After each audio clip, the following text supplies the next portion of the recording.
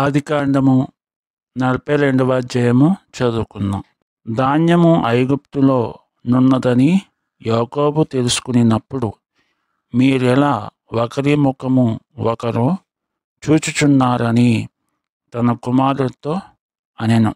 మరియు అతడు, చూడుడి, ఐగుప్తులో ధాన్యమున్నదని వింటిని.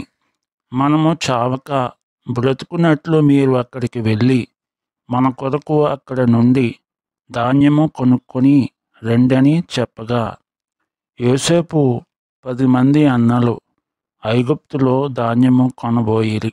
అయినను ఇతనికి హాని సంభవించునేమో అని యాకోబు యోసేపు తమ్ముడగు బెన్యామీనును అతని అన్నలతో పంపినవాడు కాడు.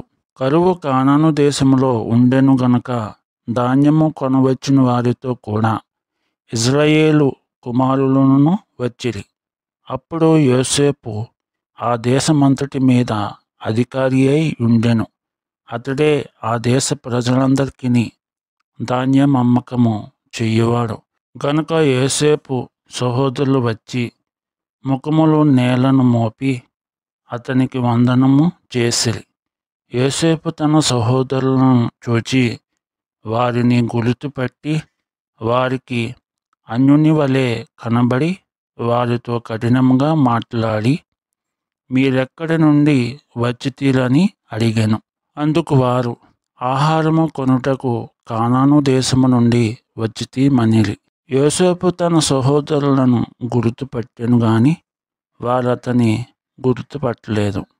యోసేపు వారిని గూర్చి తాను కనిన కలలు జ్ఞాపకము చేసుకొని, మీరు వేగులవారు, ఈ దేశము గుట్టు తెలుసుకొని వచ్చితీరని వారితో ననగా, వారు, లేదు ప్రభువా, నీ దాసులమైన మేము ఆహారము కొనుటకే వచ్చితిమి.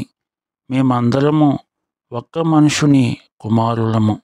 మేము యథార్థవంతులమే గాని నీ దాసులమైన మేము వేగులవారము కామని అతనితో చెప్పిరి. అయితే అతడు, లేదు, ఈ దేశము గుట్టు తెలుసుకొనుటకై వచ్చితీరని వారితో అనెను. అందుకు వారు, నీ దాసులమైన మేము 12 మంది సహోదరులము, కానాను దేశములో నున్న ఒక్క మనుషుని కుమారులము. ఇదిగో, కనిష్ఠుడు నేడు మా తండ్రి యొద్ద ఉన్నాడు, ఒకడు లేడు అని ఉత్తరమిచ్చిరి. అయితే యోసేపు, మీరు వేగులవారని నేను మీతో చెప్పిన మాట నిజమే. దీని వలన మీ నిజము తెలియబడును.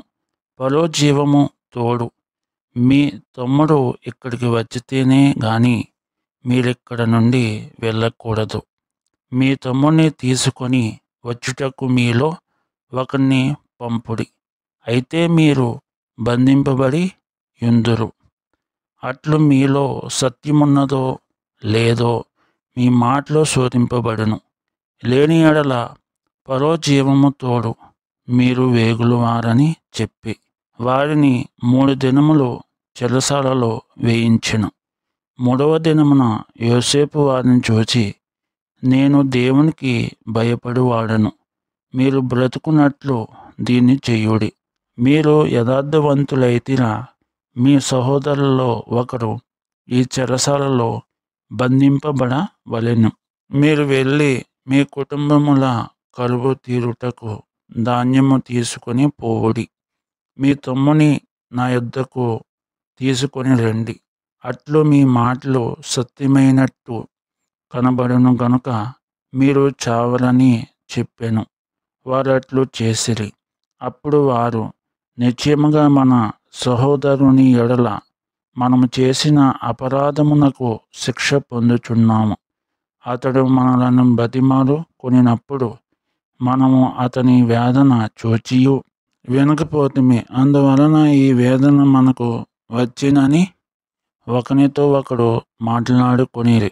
మరియు రూబేను, ఈ చిన్నవాని ఎడల పాపము చేయకూడదని నేను మీతో చెప్పలేదా? అయినను మీరు వినరైతిరి గనుక అతని రక్తాపరాధము మన మీద మోపబడుచున్నదని వారికి ఉత్తరమిచ్చాను. అయితే ద్విభాషి వారి మధ్య నుండెను గనుక తన మాట యోసేపు గ్రహించినని వారు తెలుసుకొనలేదు. అతడు వారి యొద్ద నుండి అవతలకు పోయి ఏడిచి మరలా వారి యొద్దకు వచ్చి వారితో మాట్లాడి వారిలో సిమ్యోనును పట్టుకొని వారి కనుల ఎదుట అతన్ని బంధించెను. మరియు యోసేపు వారి గోనెలను ధాన్యముతో నింపుటకును ఎవరి రూకలు వారి గోనెలో తిరిగి ఉంచుటకును ప్రయాణము కొరకు భోజన పదార్థములు వారికిచ్చుటకును ఆజ్ఞ ఇచ్చెను. అతడు వారి ఎడల నిట్లు జరిగించెను. వారు తాము కొనిన ధాన్యమును తమ గాడిదల మీద ఎక్కించుకొని అక్కడి నుండి వెళ్ళిపోయిరి. అయితే వారు దిగిన చోట ఒకడు తన గాడిదకు మెదపెట్టుటకై తన గోనె విప్పినప్పుడు అతని రూకలు కనబడెను. అవి అతని గోనె మూతిలో ఉండెను. అప్పుడతడు, నా రూకలు తిరిగి ఇచ్చివేసినారు, ఇదిగో ఇవి నా గోనెలోనే ఉన్నవని తన సహోదరులతో చెప్పెను. అంతట వారు గుండె చెదిరిపోయిన వారై జడిసి, ఇదేమిటి, దేవుడు మనకిట్లు చేసెనని ఒకనితో ఒకడు చెప్పుకొనిరి. వారు కానాను దేశమందున్న తమ తండ్రి అయిన యాకోబునొద్దకు వచ్చి తమకు సంభవించినది యావత్తును అతనికి తెలియజేసిరి. ఎట్లనగా, ఆ దేశమునకు ప్రభువైన వారు మాతో కఠినంగా మాట్లాడి మేము ఆ దేశమును వేగుచూడ వచ్చిన వారమని అనుకొనెను. అప్పుడు మేము యథార్థవంతులము వేగువారము కాము. 12 మంది సహోదరులము, ఒక తండ్రి కుమారులము. ఒకడు లేడు, మా తమ్ముడు నేడు కానాను దేశమందు మా తండ్రి యొద్ద ఉన్నాడని అతనితో చెప్పితిమి. అందుకు ఆ దేశపు ప్రభువు మమ్మను చూచి, మీరు యథార్థవంతులని దీని వలన నేను తెలుసుకొందును. మీ సహోదరుల్లో ఒకనిని నా యొద్ద విడిచిపెట్టి మీ కుటుంబములకు కరువు తీరునట్లు ధాన్యము తీసుకొని పోయి నా యొద్దకు ఆ చిన్నవాణ్ణి తీసుకొని రండి. అప్పుడు మీరు యథార్థవంతులే గాని వేగువారు కారని నేను తెలుసుకొని మీ సహోదరుని మీకు అప్పగించుదను. అప్పుడు మీరు ఈ దేశమందు వ్యాపారము చేసుకునవచ్చునని చెప్పిననిరి. వారు తమ గోనెలను కుమ్మరించినప్పుడు ఎవరి రూకల మూట వారి గోనెలోనే ఉండెను. వారును వారి తండ్రియు ఆ రూకల మూటలు చూచి భయపడిరి. అప్పుడు వారి తండ్రి అయిన యాకోబు వారిని చూచి, మీరు నన్ను పుత్రహీనునిగా చేయుచున్నారు. యోసేపు లేడు, సిమ్యోను లేడు, మీరు బెన్యామీనును కూడా తీసుకుని పోదురు. ఇవన్నీ నాకు ప్రతికూలముగా ఉన్నవని వారితో చెప్పాను. అందుకు రూబేను, నేను అతన్ని నీ యొద్దకు తీసుకుని రాని ఎడల నా 2 కుమారులను నీవు చంపవచ్చును. అతని నా చేతికి అప్పగించుము. అతని మరలా నీ యొద్దకు తీసుకుని వచ్చి అప్పగించేదానని తన తండ్రితో చెప్పెను. అయితే అతడు, నా కుమారుని మీతో వెళ్ళనీయను. ఇతని అన్న చనిపోయెను, ఇతడు మాత్రమే మిగిలి ఉన్నాడు. మీరు పోవు మార్గమున ఇతనికి హాని సంభవించిన ఎడల నెరసిన వెంట్రుకలు గల నన్ను మృతుల లోకములోనికి దుఃఖముతో దిగిపోవునట్లు చేయుదురని చెప్పెను.